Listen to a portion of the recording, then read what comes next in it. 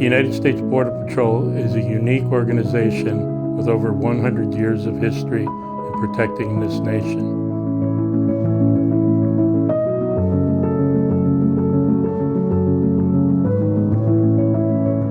As we celebrate the 100th anniversary of the United States Border Patrol, join me on this journey as I highlight the significant events over the last 100 years.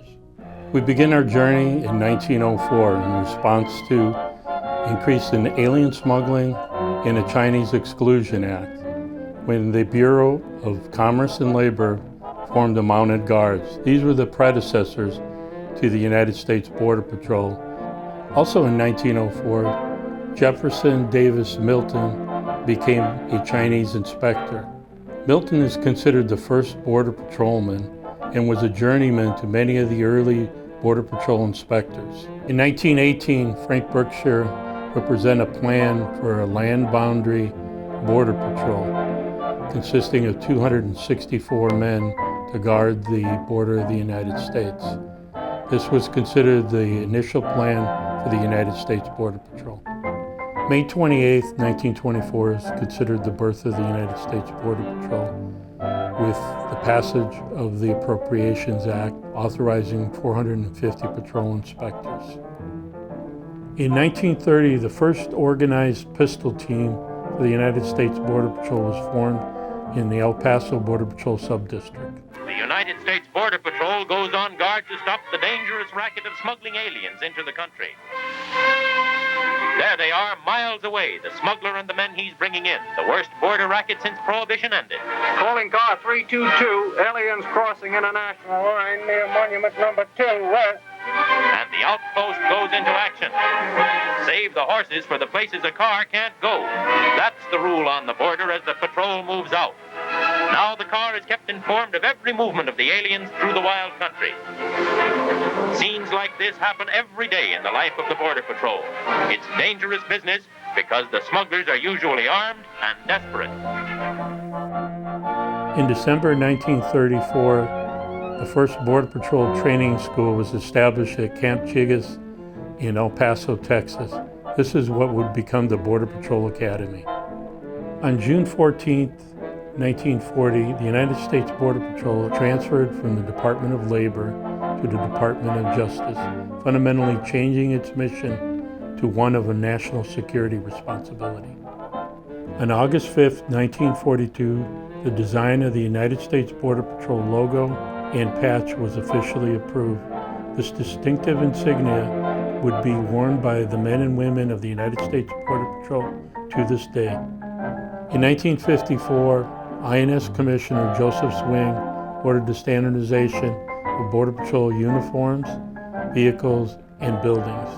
This would be in the seafoam green color and would solidify the Border Patrol's reputation as the men in green. United States Border Patrol, filmed on location in cooperation with the Immigration and Naturalization Service, United States Department of Justice, and starring Richard Webb. The United States Border Patrol is the only federal law enforcement body whose operations include the air, the sea, and the land along the 4 borders of our country, whose men are the best trained in the world, and whose primary mission is to secure the borders against all persons and things illegal, and among whose members is the fastest gun alive.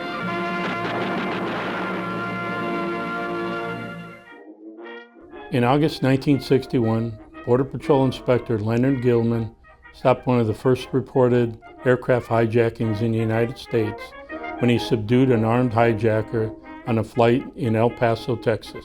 As a result of the Border Patrol's actions, President John F. Kennedy directed the Border Patrol inspectors be assigned to commercial flights in the United States to prevent further hijackings. In September 1962, the United States Border Patrol was instrumental in stopping the long night of segregation in the American South by protecting James Meredith. James H. Meredith, backed up by the federal government's determination that the law be observed, wins his fight in Oxford, Mississippi, and becomes the first Negro known to register in the state university. 316 patrol inspectors were deployed, of which 5 were injured by gunfire during the riots. On June 17, 1967, patrol inspectors Theodore Newton and George Azraq were ambushed, abducted, and brutally murdered. Their sacrifices were honored with the creation of the Newton-Azraq Award and the Newton-Azraq Medal for Heroism. These are the highest awards for heroism and valor in the United States Border Patrol. On June 28, 1970, the title of Border Patrol Inspector was changed to Border Patrol Agent. This was to better reflect the duties being accomplished.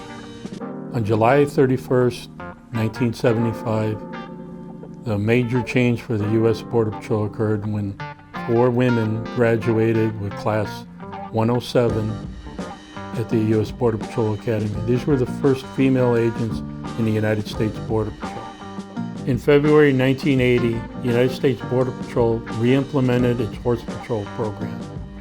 In May 1984, the United States Border Patrol Tactical Unit, also known as BORTAC, was established to provide a rapid response to high-risk situations.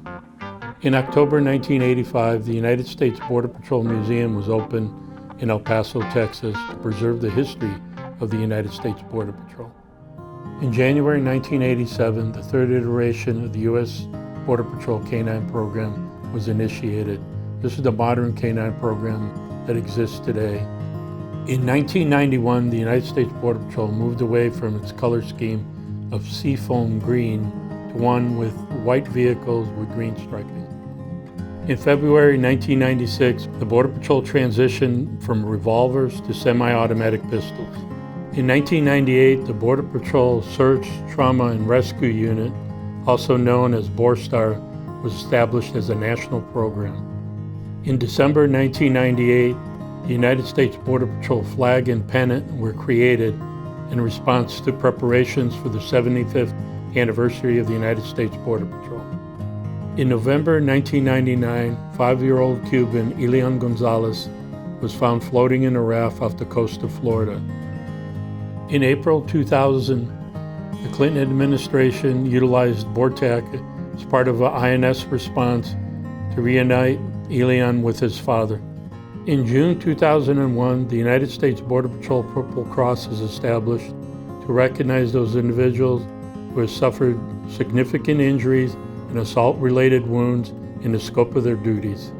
Protecting our neighborhoods and borders and waters and skies from terrorists, to defend our freedom, our security, and our way of life. It's now my privilege to sign the Homeland Security Act of 2002. On March 1st, 2003, the U.S. Border Patrol became part of the Department of Homeland Security under Customs and Border Protection. In September 2005, 200 Border Patrol agents, including BORTAC, BORSTAR, and Border Patrol pilots, were deployed in response to Hurricane Katrina. They provided relief efforts to the devastated area after the hurricane. October 2006, President Bush signs the Secure Fence Act, providing funding for 700 miles of border fencing along the southwest border. In July 2007, the United States Border Patrol Pipes and Drums established as a national unit. August 2018, Carla Provost becomes the Chief of the United States Border Patrol, becoming the first woman to hold the office. 2020, the deployment of Android Team Awareness Kit, ATAK, by the U.S. Border Patrol revolutionized real-time situational awareness, enhanced agent safety, and operations on the front lines. Breaking news out of Chester County, the capture of escaped killer Danilo Cavalcante. After escaping from the Chester County prison, that escape launched a 2-week manhunt with schools closed and neighbors forced to stay inside. Special Operations Group team, they did a search of the immediate area and was able to spot the individual and deploy a BORTAC Patrol K-9 to successfully apprehend that individual. January 2023, the United States Border Patrol launches the Support K-9 program geared toward the mental and physical health of the workforce. August 2023, Border Patrol agents deployed to Hawaii in response to the wildfires, providing search and rescue support. This brings us to today. May 28, 2024.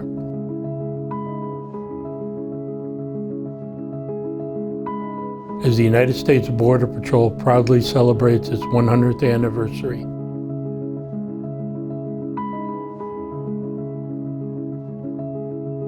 Thank you for taking this journey with me. Honor first.